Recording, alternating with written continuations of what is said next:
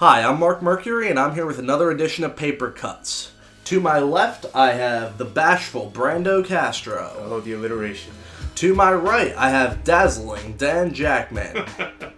And to his right, there's marvelous Matthew Chang. Yay, it actually connected this time. Today, we're going to be talking about the adaptations of comic books to live-action television series. Now, since X-Men in 2000 and Spider-Man in 2002, superheroes and comic book adaptations never caught on in television the same way they did in film. There was obviously Smallville, but other than that, there were just occasional aberrations like Birds of Prey and Blade the series, and other than that, there wasn't much to go on. Today, there's Agents of S.H.I.E.L.D. on ABC, with Agent Carter coming out soon. There's Constantine on NBC. There's Arrow and Flash, both on the CW. There's Gotham on Fox. Warren Ellis' Global Frequency is being brought to Fox. And a Supergirl series is in the works for CBS, as well as a Preacher series for AMC. So, what we're really seeing is an explosion of the comic craze that's been overtaking movies onto the small screen. So, they seem to have caught on, television networks seem to have caught on to this craze a bit later than movie studios. Why do you guys think that is? Well, personally, I think that it took the movie explosion to kind of give it the exposure it needed. To give producers the confidence they needed to invest into television, because when you think about television adaptation, I mean, all adaptations have their own, like, tricky nature to them, but specifically television, it's such a long-term investment, because, like, weekly, and most of these television shows that we have that coming out right now are all 40 minutes, more or less. You know, right. Constantine, Arrow, Gotham, and I believe Agents of S.H.I.E.L.D. too. They're all 40, like 45, almost, basically, but they run for an hour on television time. So, and you run that week by week by week by week, you know, assuming your season lasts somewhere between 14 to 22 episodes. That's 14 to 22, you know, hours, more or less, of film, as opposed to, you know, what is like, a tenth of that for a feature film. You know, so the budget stretches up to be something like a lot larger, so it's a lot longer of an investment, a workload, and all the workers and all that. I just think it's a lot more of a daunting task for studios, and to build that confidence, they needed blockbuster hits like X-Men, Spider-Man, to see that the public at large had that interest on that level. You know, I agree with Brando over there.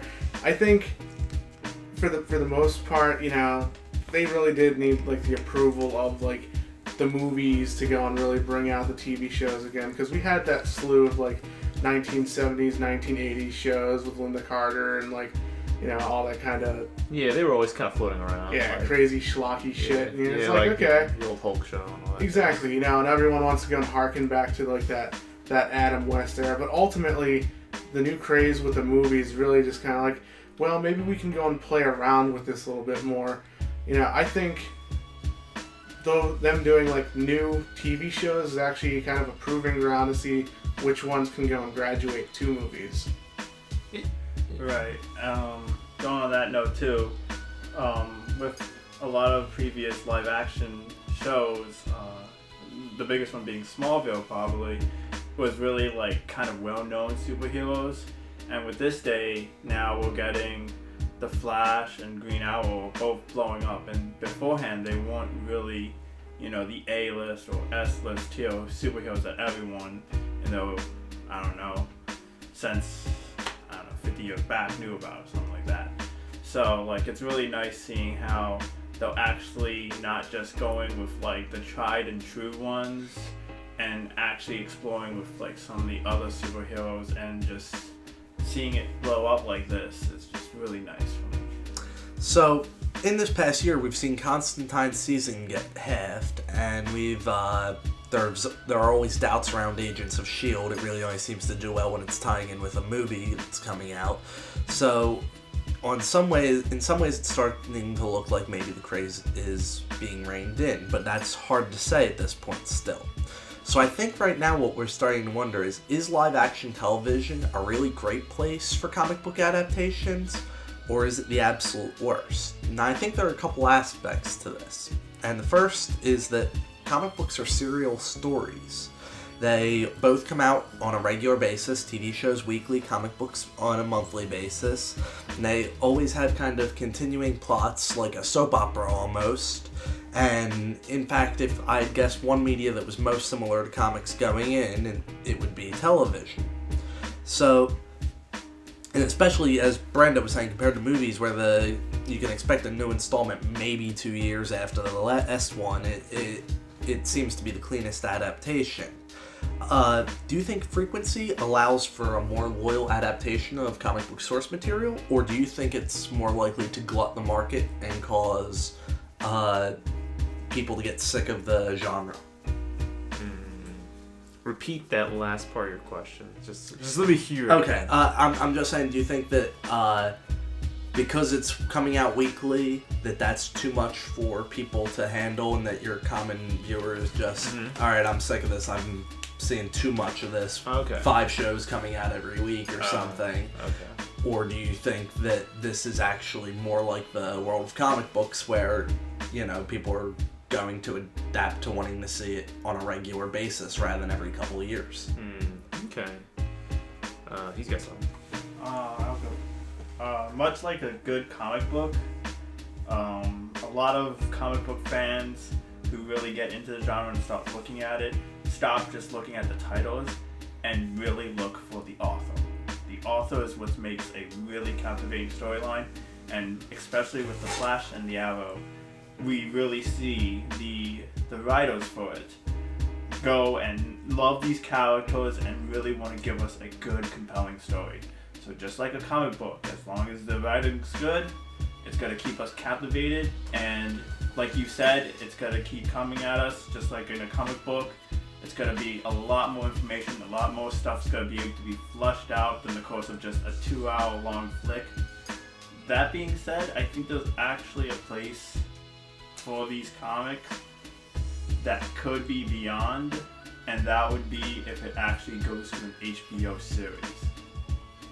I think that would open it up to be more for a graphic novel kind of standpoint, and maybe even be the best way, because an HBO series is kind of the mix between a sequential TV series and a big budget movie.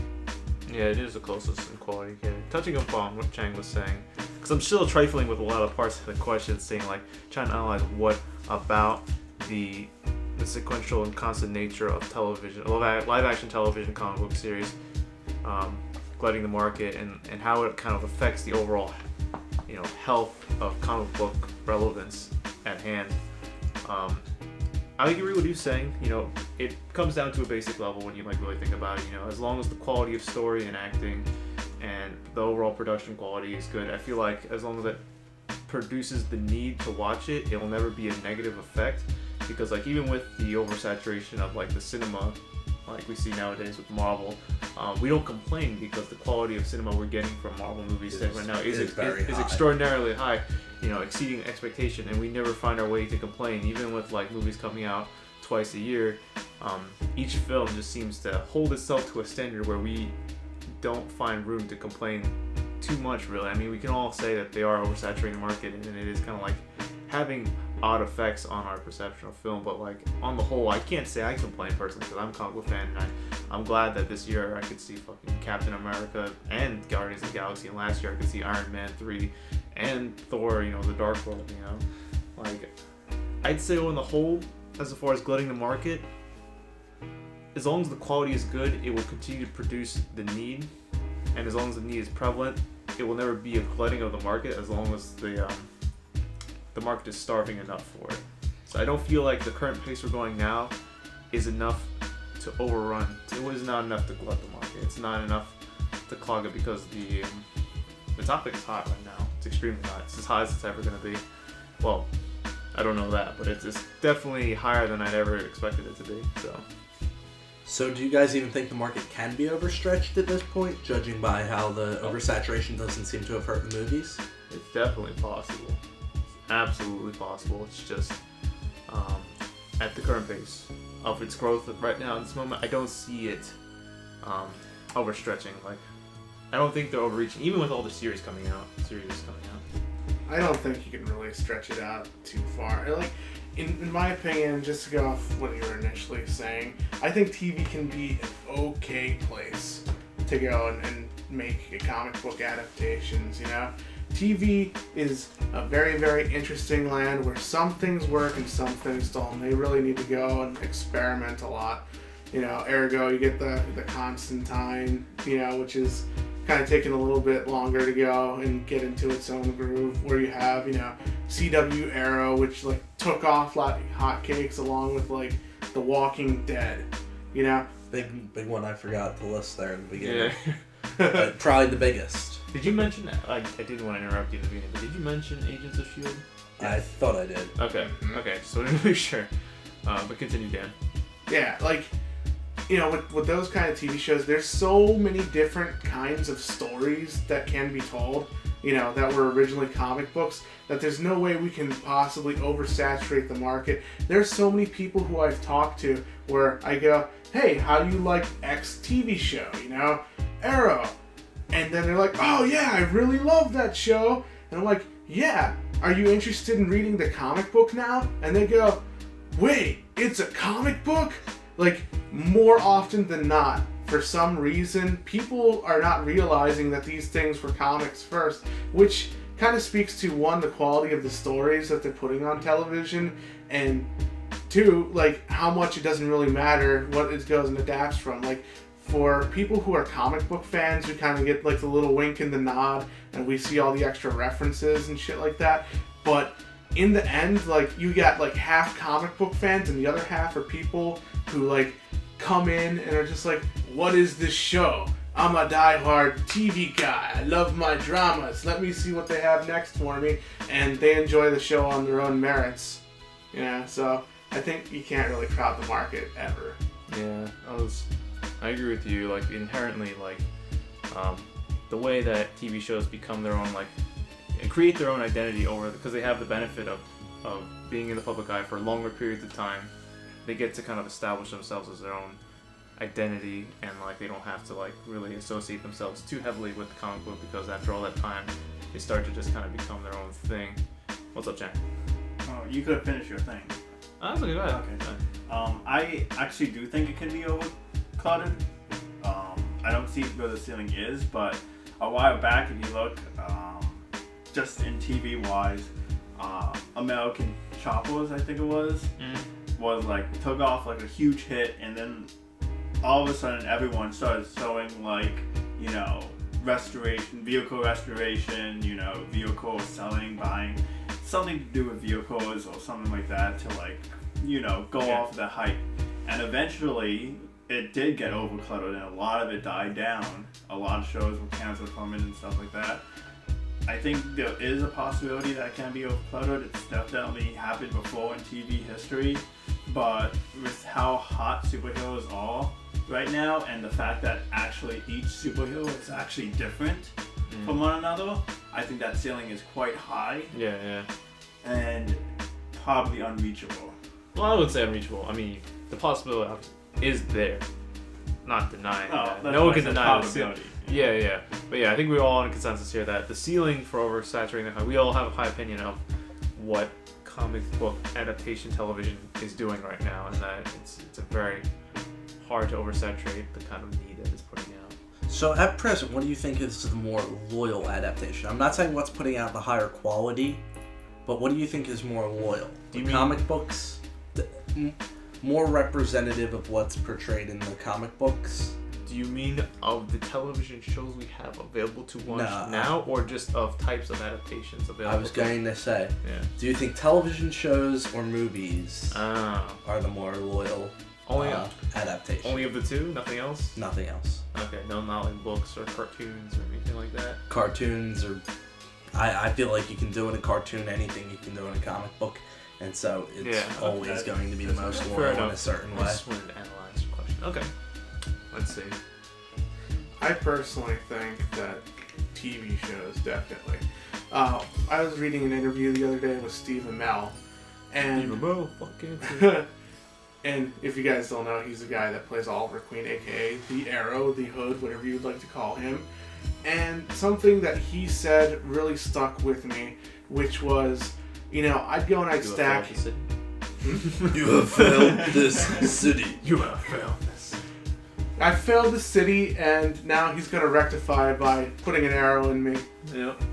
But the thing that really stuck with me was that he says he goes and he puts his work against any movie that's come out, because when you have it at the end, I see this. you have, basically about maybe 2.5 hours of content where you have to go and cover, a whole team of characters, or maybe, 2 main characters and a bunch of side characters. And then after that, you have the next movie to go and come out in a couple of years. Whereas you get 22 episodes in a season, you basically have almost about 20 hours of character development to go and bounce between the hero. You get to go and bounce between everyone else is involved. You can go and tell a more dramatic, more fully breathed story, which I definitely appreciate, which make it feel more in line with how the comics are, because a lot of them are quite serious nowadays. I mean, so you have some goof off moments here and there, but ultimately they're allowed to go and stretch their wings really and tell a full story, as opposed to try to hackney something together to go and just say whatever they want to go and say within that 2 hours. Alright, well, there's not much arguing with that. To be honest, the volume we have just from the comic books alone, this has been around for years now. Every story just adds on to one another. No story really gets left behind, even with the new 52 coming out, and a lot of stories being retconned, a lot of stories stayed the same, just slightly changed. So we have years upon years of these characters meeting one another, meeting other heroes, meeting different kind of villains. So just by the sheer volume that's out there, there's just no way a movie can even come close to covering the character development, how they changed over the years, and a TV show just allows that to happen so much better. So I think TV is really just the more for live action, it'll just always be more loyal. Okay.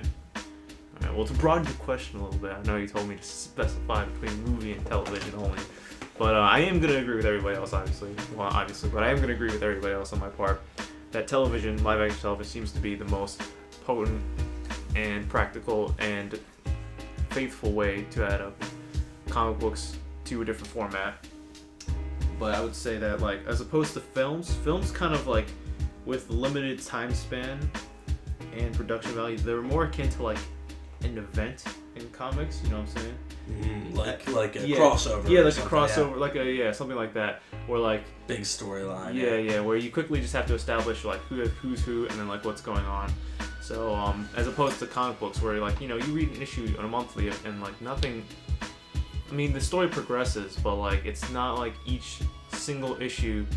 The folly of the entire hero's existence lays in the balance every single time, where a movie kind of has to have that kind of breadth in time it has to have that, suspense to kind of garner its cost. So television just kind of matches the pacing of storytelling that comic books has, just naturally. And right. So it's a natural fit, as opposed to movies, which are just kind of singular events. And can give more space and time, whereas a TV show has to keep a certain number of beats per episode to keep it moving. So it just all kind of fits more. So I kind of want to bring us on to our next topic here, which is the budget of a TV program. A TV show is always going to have a lower budget than a movie, and TV shows, as we said, have to spread that already lower budget over more time. So that's why in the late 70s, while Christopher Reeve was making you believe that a man could fly on the big screen as Superman, Lou Ferrigno was running around in green body paint beating up bikers as the Hulk. So anything can happen when you're talking about the world of cartoons or comic books, because everything is drawn. Movies have these immense budgets where they can match that realm of the fantastic that comics and cartoons can delve into.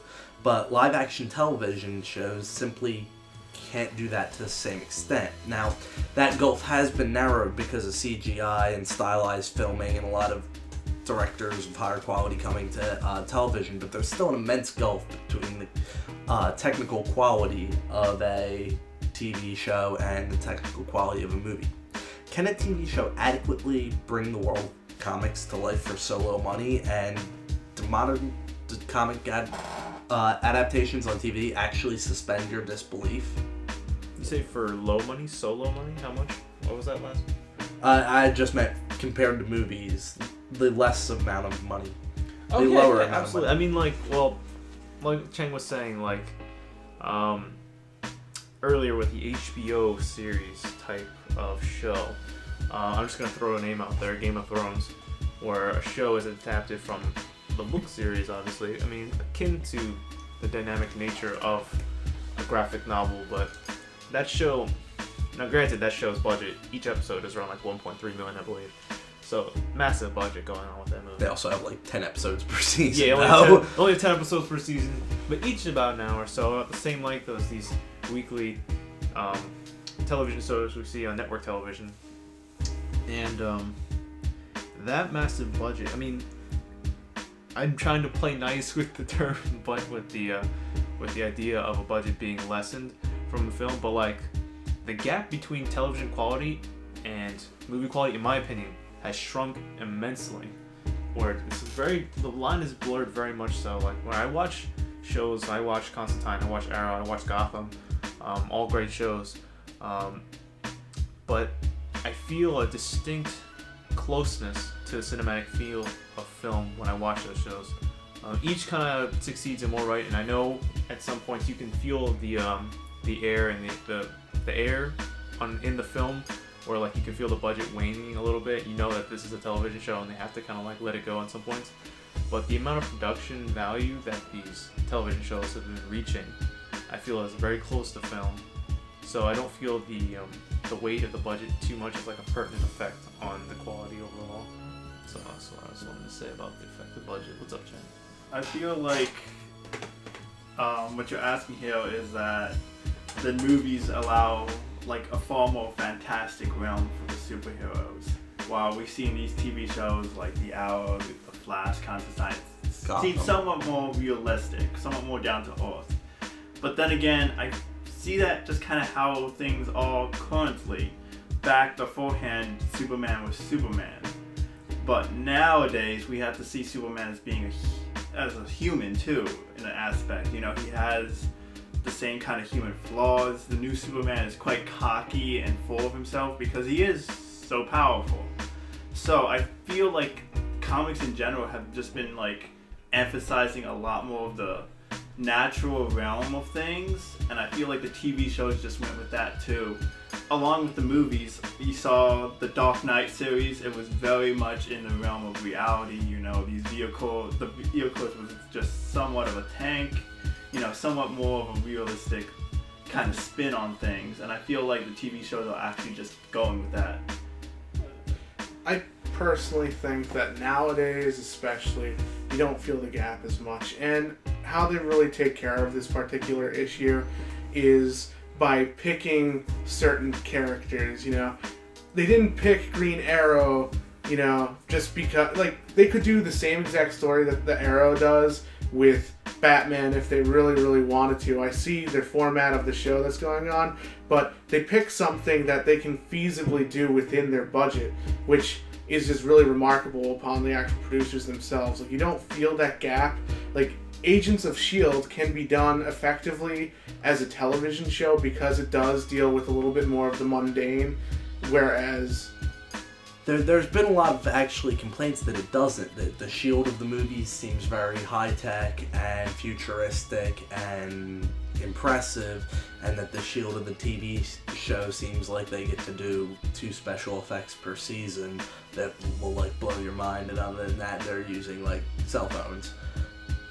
So Agents of S.H.I.E.L.D. has come under a lot of heavy fire for its Well, that's what you limited get for effects. You know, they paid the price when they tried to link the continuity like that to the films. I mean, that was, I mean, all these choices are kind of like trends mixed with like creative decisions. Like obviously, like Chang was saying, there's like a common trend with like trying to link, what's the word I'm looking for? The super with the mundane. No, well, not mundane. Sympathetic characters, understandable characters. So to try to like create it closer to the norm, and also directors trying to like take it into their own creative hands, trying to see what they can do with it. But it's, I mean, like those complaints are just kind of like liable to. It's like ultimately, the budget goes and dictates the portrayal. You know. Oh yeah. You're not gonna go and like choose Shade the Changing Man. You know, although that would be kind of. I would love to see a Shade the Changing Man, seriously. You know, like, he might be a little bit more outside of the realm of possibilities, you know. You have, you know, Constantine, and they're able to go and kind of keep it a little bit more grounded and go and kind of throw in some special effects here and there, and you believe it a little bit more. It's the same way with Arrow, especially since, for some reason, the overall market seems to really gravitate towards, you know, a lot of realism, aka, you know, the Christopher Nolan films. They really like it when they go and they bring it back to that extreme, you know, this is gritty, this is real, as opposed to more stylized, which personally, more stylized is kind of my preference anyways. I would love to go and see, like, AMC Crazy Shade the Changing Man, whatever TV show. CW is doing iZombie. Yeah. Yeah, that's what I'm seeing. Alright, so you guys don't think that budget is the limiting factor that's kept it from catching on in television so much? I mean, I get what you're saying. You know, the finale of Smallville might have said, oh yeah, Superman pushed Apocalypse away from Earth, but then they didn't actually show it because they didn't have the budget. But then if you look at a show like Arrow on the same network now, the fight scenes in that are choreographed honestly as good as any movie. So I get what you're saying. You don't really think it's the limiting factor anymore, it used to be. But just always like a natural limiting factor. But not in comparison. Not to the point. Yeah, not to that point. Okay.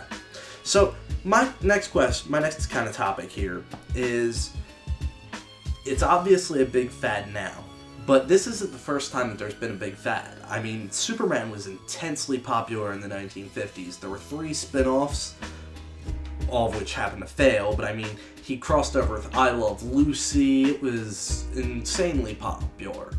But then when they tried to spin off, none of them succeeded. Batmania of the 60s was unparalleled for 2 seasons. I mean, they used to say it was the 3 Bs of the 60s, the Beatles, Batman, and James Bond.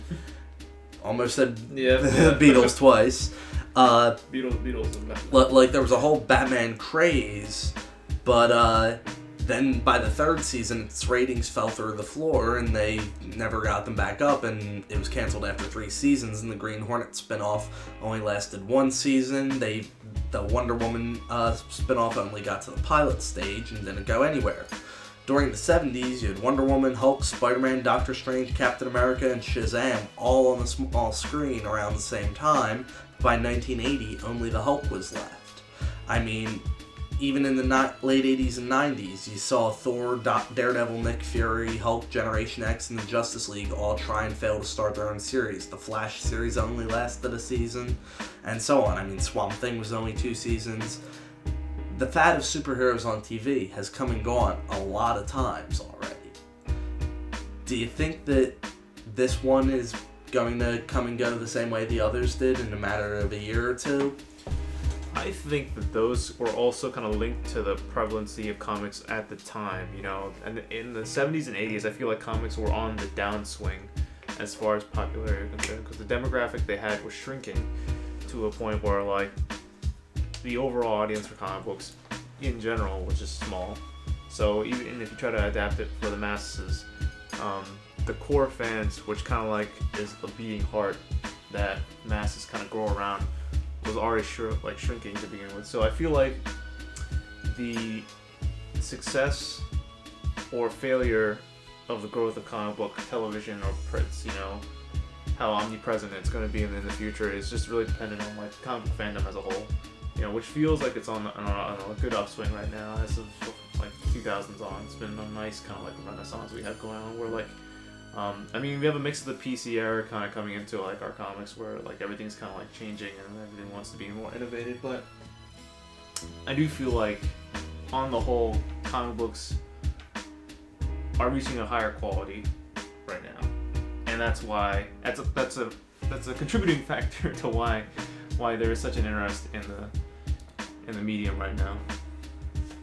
I'm going to hop back to what Dan said, how not only are the comic book fans watching these shows, but those purely TV fans, people who've never even heard of the Green Arrow before watching the Arrow and absolutely falling in love with the character just from solely on TV, have no interest in the comics whatsoever, but will watch the show religiously because they love it. And I feel that's because, as Brando said, there's a really love of comic books, and I think that the writers of these are actually reading the comics and like coming to understand these characters. These characters have evolved over time to become somewhat iconic to us comic book readers, and by having these people, who make these movies, make these shows, actually go and check out the source material, read up on it, and actually love these characters, they're able to then therefore tell their version of the character far more true now than I think they could have back then. And I think that's why we're getting a lot more viewers interested in our current comic book heroes. So right now, I don't think it's possible for this fad to die. I don't think that this is going to go and burn out anytime soon. Primarily with all of those other strings of actual television shows that came out over time.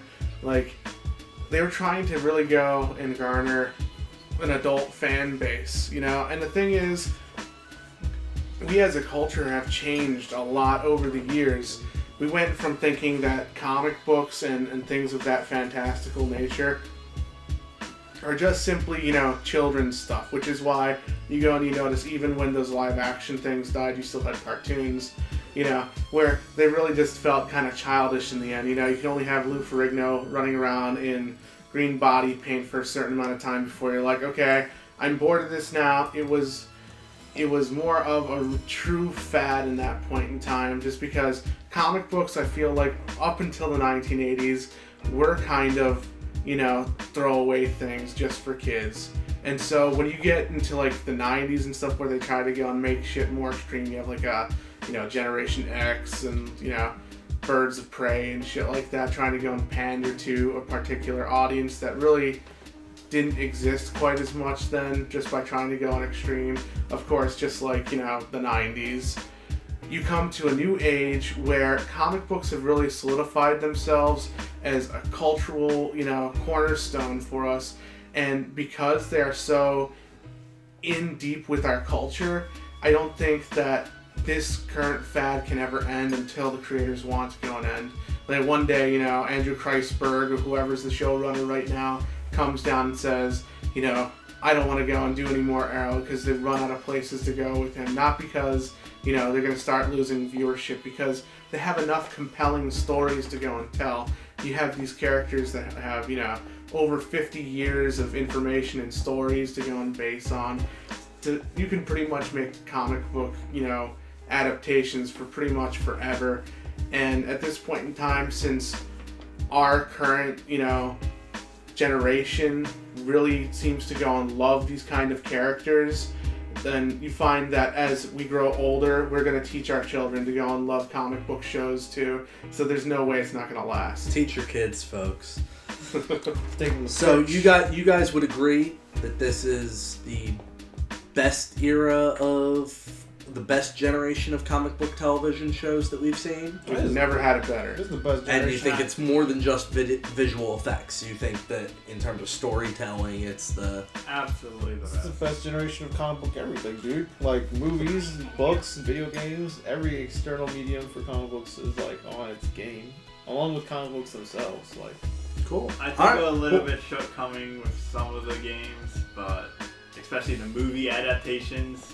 well, But that's another I thing. think actually one of the big reasons that I think our television shows are so popular right now is because they seem to follow two people in particular, Joss Whedon and Sam Raimi. They go and they follow that kind of like school of how to go and build your television show, a la Buffy the Vampire Slayer and Xena Warrior Princess and Hercules Legendary Journeys.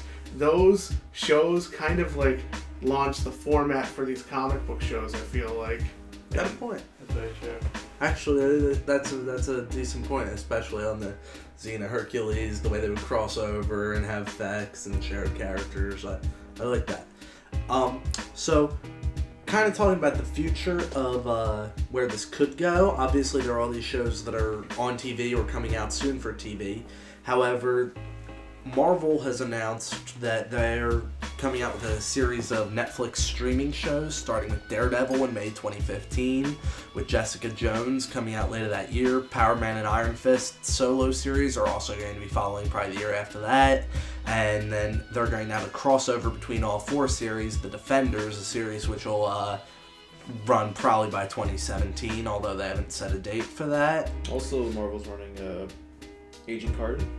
Well, that's coming out to actual TV. Oh, these are streaming shows. Yeah, those are all streaming to Netflix. Oh, okay. And meanwhile, on the PlayStation Network, they're going to be streaming Brian Michael Bendis' superhero crime procedural Powers.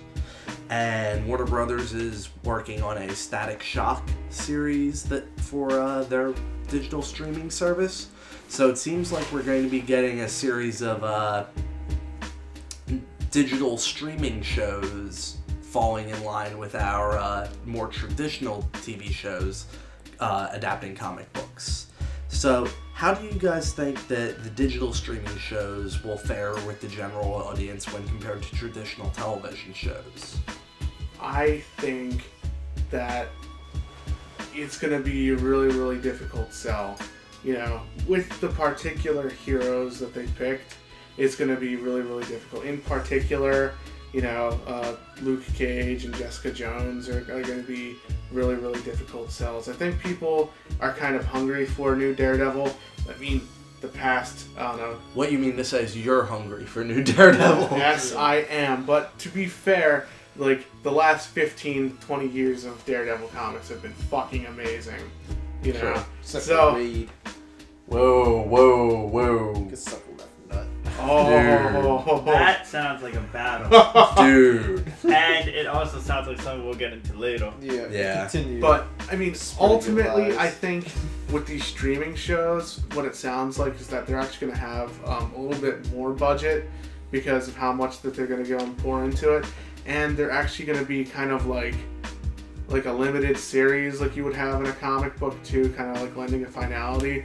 This is their, I think, testing ground to actually go and make it into something bigger, to go and take those like kind of third stringers a little bit and go and, you know, mature them so that people are aware of those characters, because they want you to go and be aware of the Marvelverse. Ergo, I think maybe, you know, the Defenders could possibly be a movie, and then you could have a, you know, Defenders Avengers thing going on. You know, it's really trying to go and just expand them ultimately, and depending on how much people are aware of this, you know, I mean, obviously Netflix is hella popular at this point in time, which is wonderful, but there's got to be something to go and make them click it. So I guess if you have the big Marvel logo on it, then they can do no wrong. And I mean, stuff like House of Cards and Orange is the New Black have been doing really good on Netflix. So. Oh, hell yeah. I honestly don't think this is like a like any kind of like testing ground or anything. I think this is just a kind of a marketing ploy. They don't have to like resolve it out time for the TV show or anything like that. It just goes straight to a storage device. You know, Netflix being just storing it, and then anyone who wants to watch it can go ahead and stream it. I think honestly that might be the new way people start watching shows in general, because I know I've gotten away from watching TV shows. I don't use my TV for shows in general. Like, even the shows now that are on TV, I just stream them whenever it's at my leisure. So I really think that them putting them straight to Netflix is not them being afraid of putting it on TV. It's just them doing it because it's a better marketing ploy, I feel, for the genre. I mean, on one hand, that could be a 15-hour movie rather than a 15 one-hour episode television series. Yep. Anything that? Oh yeah, absolutely. I'll take it one step further from Chang in saying that like streaming is the way of the future as far as television and that sort of medium of entertainment is concerned, because I'm not saying television's on its way out the door. It's definitely have a very strong presence in the marketplace. It's just that, personally, me, as a young lad, I watch all my shows like Chang. I stream them. I buy digital versions. I buy digital comics. I like everything. I spend far more time. It's okay, dude. You can call. I'm good. I spend far much more time on the computer than I do on the television. I watch television for two reasons: football and news, and barely news. Yeah. So it's like. I watch most of my stuff streaming as well. Yeah. So most rarely DVR'd, but you know. Yeah. Most of my time for that sort of entertainment source is just straight to the computer, you know. So I feel like them porting it as the primary place to watch their shows is just kind of foresight, in my opinion, because that's where the market is kind of shifting towards. And in their opinion, in the opinion of the executives, they feel like it's a safer place to place it because contracts for television are a lot more, let's say, cash heavy, and with a lot more investment and with a lot more time for the broadcasting. So it seems to, in their minds, and I'm not saying they're incorrect, but I believe in the executives' minds, in their mind, television is more of a prime time slot to maintain as opposed to the internet. But I feel like the internet is just way more exposure and should be valued a lot higher. So what do you think that format allows that traditional television format doesn't? And what do you think, are there any cons to this format? I think that particular format is fucking excellent just because they go and they make the entire season. They make the entire season and they go, here, watch it at your leisure. So it's not like, oh, Leisure. This thing got canceled 2 episodes in because its ratings were nowhere near what I thought it was, you know? Instead, they're just like, no, we actually went ahead, did the entire thing, and if we don't get the whatever ratings or however much bandwidth they have to go and use to go and prove that it's a good show, you know, then they can go and axe it for the second season, but it gives it more of a fair shot.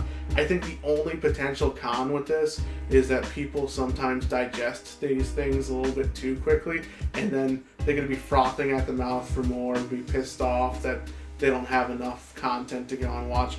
We've become content-hungry monsters at some point, so it's really... Speak for yourself. God, Dan. Fucking couch. Alright. Yeah, but following up with Dan, I'm a little foggy in the brain right now, so I don't see a whole lot of cons going on with the streaming, because I see so many pros. I see the convenience, so many ways to access it from like any computer, portable access, you know, your smartphone possibly, your laptop, your tablet, your desktop. You know, you can find it on any portable service. I'm not, and as opposed to television being like a singular service, and make sure that television is provided with some sort of, you know, cable service to access whatever show you're watching, because most shows don't land on network television like Constantine, where it has to be on at a specific time, specific place where you can watch streaming shows anytime, any place. Pause them if you have to, like, you know, or like, you know, replay the episode at certain points if you need to.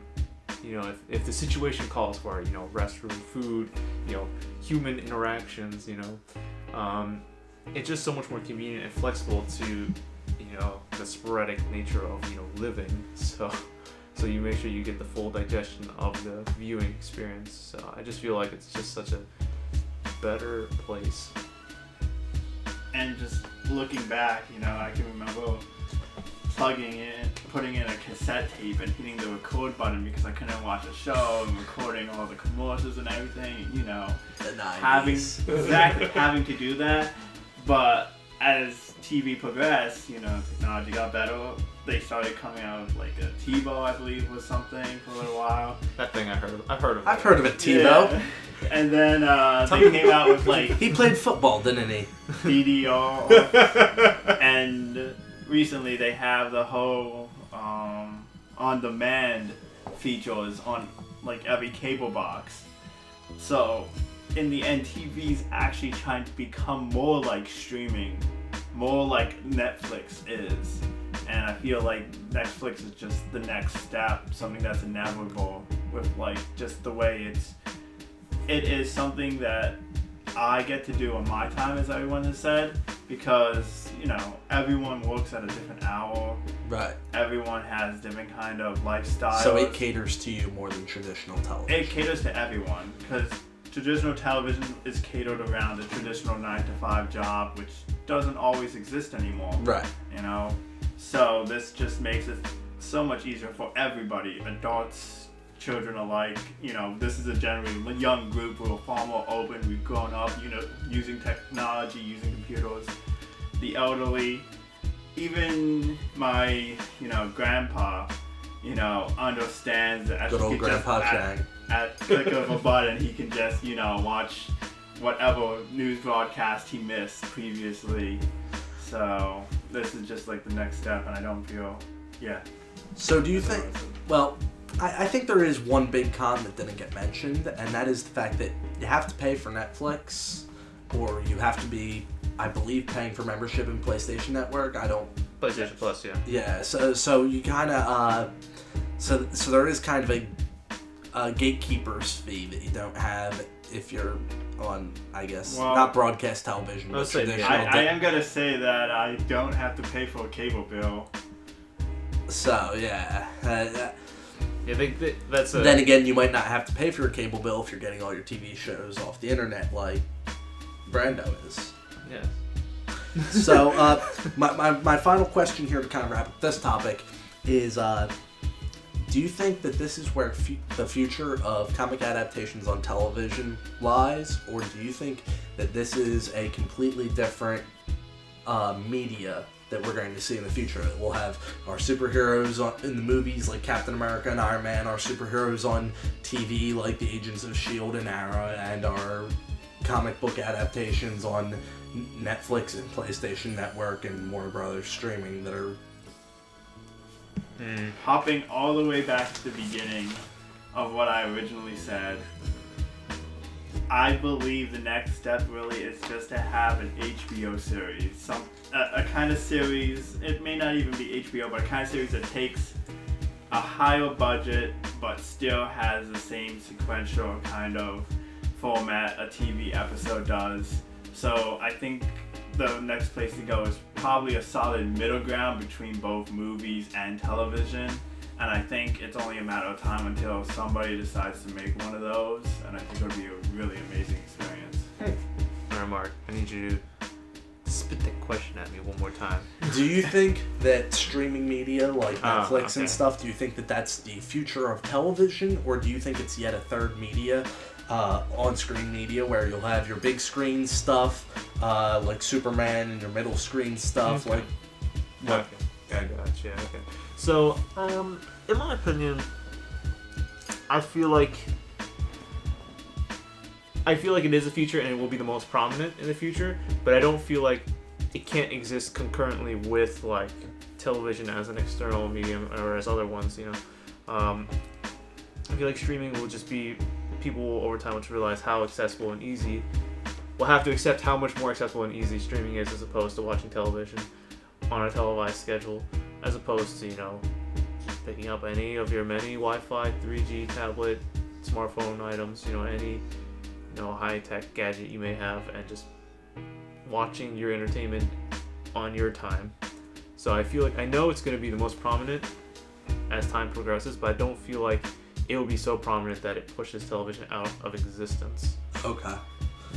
I personally think that it's going to start off definitely as a third medium, because on a television you have a tendency to go and wrap things up with a little bow and make it very, very serialized in that way, you know, as opposed to with the way that Netflix would do it.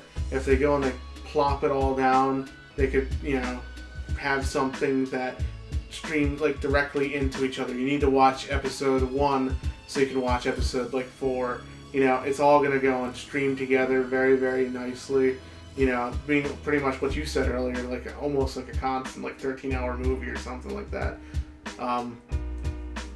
So I definitely think it's gonna start off maybe as a third thing, but eventually we might have things go and collide together. Because I know personally that you know, with all of the new comic book television shows that have come out, I try to go and watch on the prescribed date that they go and have. But if you go and you catch the season while the season's still running, you can go to NBC.com and go and catch up on all your Gotham and all your Constantine. You can go to CW. Gotham's on Fox. Oh. Well, you could go to Fox.com, watch Gotham, alright? I hope so. And, alright, you know, you have the CW Is Fox stuff. paying you for the plugs? Yes. So No. no. Would you like to pay me for the plugs? Please do. Fox, please pay us. We're very poor. We really like Gotham. I'm I the only mean- one watching Gotham. Right. I watch Gotham. I watch Gotham. Okay. See? We all watch Gotham. We all watch Gotham. We love it, and we don't want your money, I Fox. even watched a season of Sleepy Hollow. An entire season, Fox. Wait, You owe me. I like that show. I don't want Fox's money though. I'm just putting it out there. Shut up, Brando. Keep your blood Take your money. I'll take your money. No, but, you know, really, you can go and stream all those shows online already, you know. And granted, you do have to watch them within, like, I think a 2-month window. But they're there for you to go and see. So they're already kind of doing that, which I greatly, greatly appreciate, you know. How about you, Mark? What do you think, man? I actually think it's going to turn into a third medium. I think that gradually over time we're going to stop seeing things in it's a TV show online, and we're going to start seeing it as a completely separate medium, because without the commercials, with the fact that it's all put on at once, with the leisurely access, I think that it's really a completely new medium, and I think it's just taking people a little while to realize how new and different it is. Now, as always, thanks for doing this podcast, but we want to wrap up with some recommendations of comic books that we enjoyed this week. So I'm going to start off. My favorite comic of the past 5 years came out 3 weeks ago, and it's Multiversity Pax Americana by Grant Morrison and Frank Whiteley. You'll know this team if you've read New X-Men, All-Star Superman, or We 3, or Batman and Robin. They're one of the classic teams of comic books, the Lee and Kirby of our time. And Pax Americana is their best work yet. I say it's easily the best comic I've bought new on the shelves. It kind of takes the old Charlton Earth 4 characters, puts them through the lens of the Watchmen that they inspired, and then puts this weird acid trip Marsonian dialectic on the whole thing. And so it have a really mind-bending fourth dimensional comic for the first time. You can read it backwards, you can read it forwards, you can read it through just picking out one specific character and following him or her through it.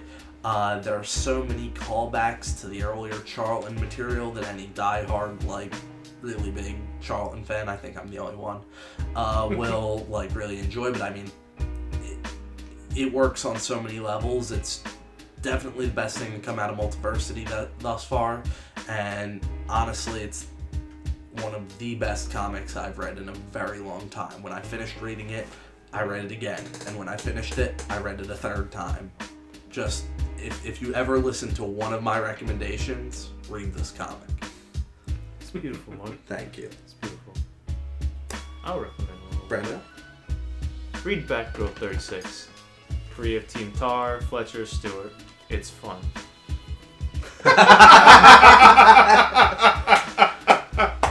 Oh, you ride the Batgirl hard, Brando. Every week until she's in the top 10 monthly sellers. Yeah, okay. Alright.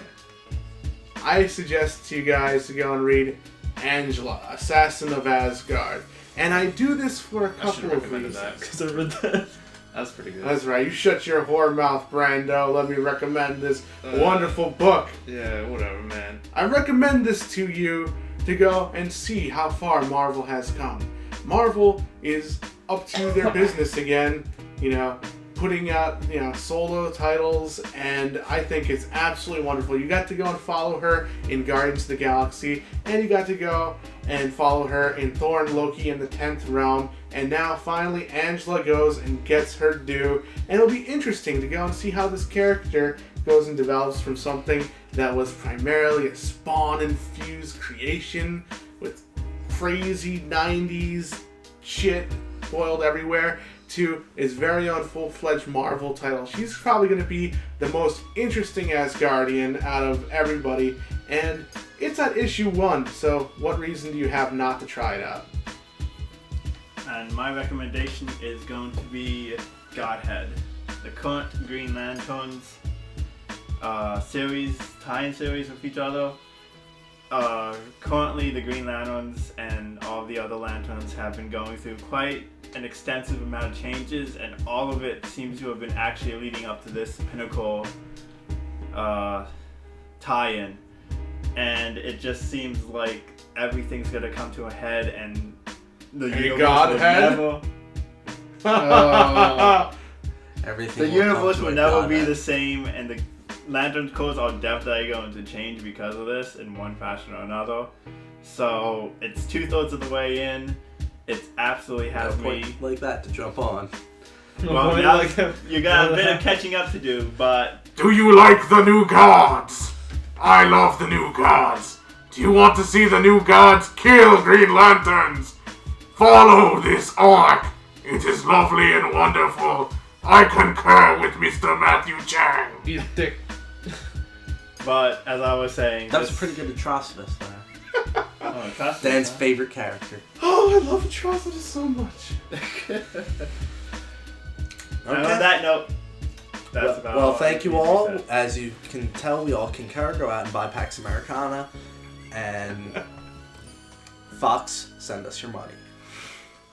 Woo! Be sure to go and like, comment, and subscribe at the bottom if you got any comments for us. Please come on down. Let us know what you think. If you have any other kind of topics you want us to go and talk about, feel free to drop it below. We'll go and take a look at it and see what we'd like to go and talk about, alright? Thank you for joining us for Papercuts Podcast. See you next week.